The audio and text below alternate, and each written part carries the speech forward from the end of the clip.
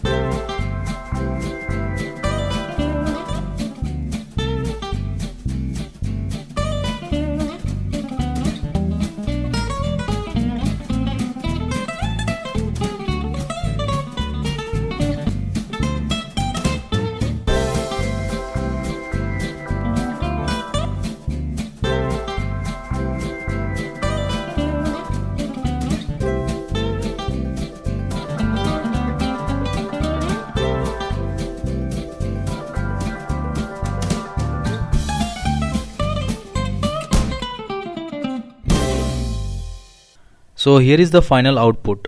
I have given dark line to the character and shaded few parts to give the depth. I know I kept this video little fast forward mode as it would take more time, but I think it's understandable. Please comment below if it's not and let me know did you like it or not. If you do so, please hit thumbs up and share with your friends. Please subscribe my channel and hit the bell icon to get the notification whenever I upload any videos. So see you in my next video. Till then, bye bye, take care.